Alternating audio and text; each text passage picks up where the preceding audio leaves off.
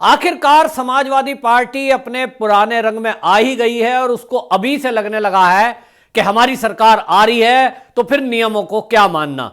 जिस तरह से हमने समाजवादियों का शासन देखा कि वो सारे नियम कानूनों की धज्जियां उड़ाते थे, थानों पे कब्जा करके रखते थे और अधिकारियों का ट्रांसफर पोस्टिंग को उन्होंने एक धंधा बना रखा था।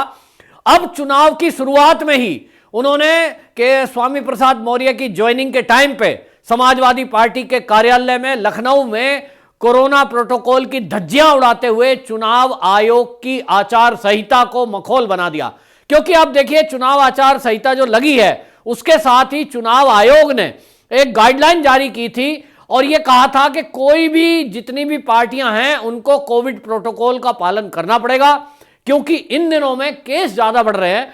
और ऐसा माना जा रहा था, जो विशेषज्ञ हैं उनके द्वारा राय दी गई थी कि अगले आने वाले एक सप्ताह में तेजी से कोरोना बढ़ेगा। इसको ब्रेक करने के लिए सभी पार्टियों को यह ध्यान रखना पड़ेगा कि रैलियां जो करनी है वो वर्चुअल करें और एक जगह में 5 से अधिक आदमी इकट्ठे ना हो। यह गाइडलाइन जारी की गई थी और इसको सख्ती से पालन करना था। लेकिन समाजवादी पार्टी की तो आदत है कि नियम कायदा कानून उनके लिए कुछ नहीं है, गुंडा राज, गुंडा शासन, गुंडे लोग। और इसीलिए आपको बताऊं, अखिलेश यादव ने एक बयान भी दिया। उन्होंने कहा कि वर्चुअल रैली के लिए चुनाव आयोग ने कहा बेशक है, लेकिन हम वर्चुअल में कमजोर हैं, लेकिन हम फिजिकल में बहुत मजबूत है हमारा कार्यकर्ता। यानी वो बाहुबल दिखाने की बात कर रहे हैं। और उनकी जो पहली सूची जारी हुई है समाजवादी की, उससे ये बाहुबली की ताकत पता भी चलती है। उन्होंने इस पहली सूची में जो प्रत्याशी शामिल किए हैं वो ज्यादातर उसमें वो हैं जो बाहुबली कहलाते हैं, यानी कहीं ना कहीं थानों में उनके खिलाफ आपराधिक मुकदमे दर्ज हैं। कैराना से उन्होंने, आपको बता दूं, वो कैंडिडेटों को उतार दिया जिनकी वजह से वहां से लोगों को पलायन करना पड़ा। थाने में उनके केस दर्ज हैं और शामली बाकायदा कोर्ट से भगोड़ा घोषित है। ऐसे बाहुबलियों को लिस्ट में शामिल करके समाजवादी पार्टी ने दिखा दिया कि ये वही पार्टी है जो गुंडे, माफिया, गैंगस्टर, जमीनों पे कब्जा करने वाले, लव जिहाद करने वाले, इस तरह के लोगों को तरजीह देती है, यानी तवज्जो देती है। समाजवादी पार्टी का यह पुराना चरित्र रहा है और इसलिए इसके आगे उनके पास और है भी क्या। स्वामी प्रसाद मौर्य को, जिसको लेकर वो खुश हो रहे हैं, आज उनके साथ कुछ जो विधायक हैं अन्य पार्टियों के, उन्होंने ज्वाइनिंग की है। स्वामी प्रसाद मौर्य भी ये कह रहे थे जब कि मैं 14 तारीख को बड़ा धमाका करूंगा, 14 तारीख को खुलासा करूंगा, समाजवादी पार्टी ज्वाइन करेंगे या बसपा में जाएंगे। उनसे जब ये पूछ रहे थे पत्रकार, तो वो कह रहे थे ये मैं 14 को खुलासा करूंगा। अब वो धमाका किसको कह रहे थे? वो कह रहे थे कि मेरे साथ भारतीय जनता पार्टी के बड़ी संख्या में विधायक आएंगे और मैं वो बीजेपी छोड़कर समाजवाद मेरे साथ ज्वाइन करेंगे। ऐसे बयान भी कुछ एमएलए के आए थे जो ये मौर्य के माने जाते हैं समर्थक थे। लेकिन जो स्वामी प्रसाद मौर्य है उनका ये दावा फुस्सी बम निकला, जो वो कह रहे थे बड़ा धमाका करूंगा। क्योंकि कुल मिलाकर 14 विधायकों ने समाजवादी पार्टी ज्वाइन की स्वामी प्रसाद मौर्य के साथ साथ, लेकिन उन 14 में बसपा, कांग्रेस के भी लोग थे और अपना दल के लोग भी थे, यानी और पार्टियों के भी लोगों ने शामिल किया है समाजवादी पार्टी में। और कुछ लोग वो थे जिनका ना इधर वजूद है ना उधर वजूद है। उनको लग रहा है कि कोई पार्टी टिकट नहीं दे रही है तो चलो भाई सपा में ही चलते हैं। तो ढोल नगाड़ों के साथ ये फुस्सी बम स्वामी प्रसाद मौर्य समाजवादी पार्टी में शामिल हो गए हैं। अब स्वामी प्रसाद मौर्य से लोग पूछ रहे हैं कि भाई आप तो समाजवादी पार्टी पे आरोप लगा रहे थे, विधानसभा के अंदर बाकायदा ये रिकॉर्डेड बयान है स्वामी प्रसाद मौर्य का कि वो ये चिल्ला चिल्ला कर कह रहे थे कि समाजवादी पार्टी तो गुंडा पार्टी है और ये गुंडागर्दी करते हैं, पाकिस्तान समर्थित लोग इसके अंदर है जो पाकिस्तान की गलत बात का समर्थन करते हैं। वो बयानबाजी करते हुए अपने समाज को भी ये कह रहे थे ये कि भाई इनको समाजवादियों को वोट देना, बहन बेटियों की इज्जत को, आबरू को तार पे रखना, इस तरह के बयान अब सामने आ रहे हैं। लोग स्वामी प्रसाद मौर्य के ऊपर हंस रहे हैं।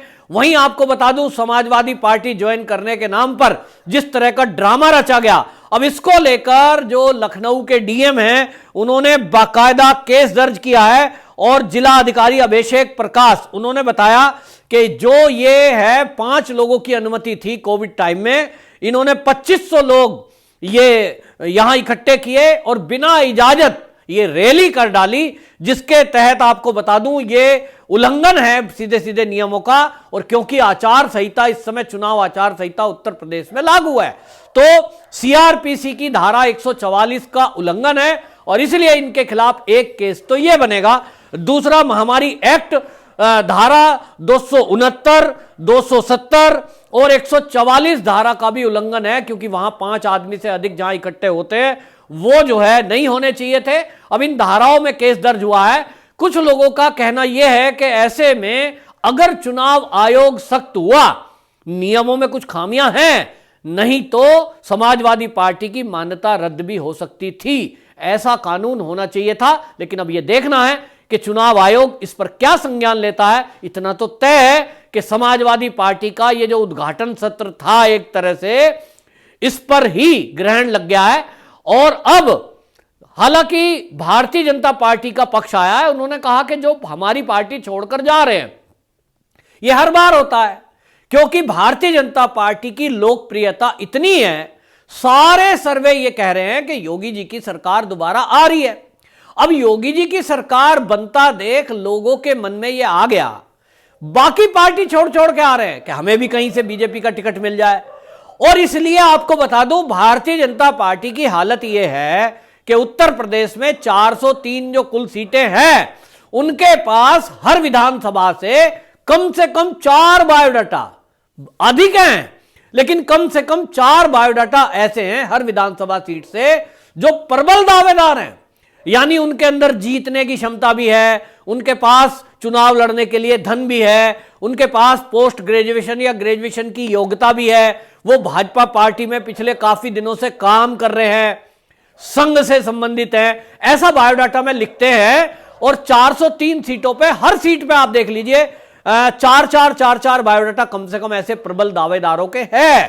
तो एक को ही टिकट मिलेगा, इसका मतलब 403 को 3 से गुणा कर दो, ये लोग तो नाराज ही होंगे। अब इसमें कुछ तो ऐसे होते ही हैं जो स्वार्थी टाइप के होते हैं, पार्टी में जुड़े हुए हैं लेकिन उनका स्वार्थ था टिकट मिलना, नहीं मिला। तो ऐसे लोग लगभग आप मान लीजिए, मेरा एक अनुमान है कि 100-150 लोग तो ऐसे होंगे ही जो निश्चित रूप से वो अपने संस्कार याद नहीं रखेंगे, पार्टी की मर्यादा याद नहीं रखेंगे, वो ये याद नहीं रखेंगे कि पूरे भारत में अगर कोई राष्ट्रवादी पार्टी आज की डेट में है, हिंदुत्ववादी पार्टी यदि कोई है, सनातन संस्कृति की संवाहक यदि कोई पार्टी है, जो देश हित की बातें करने वाली यदि कोई पार्टी है, तो वो भारतीय जनता पार्टी है।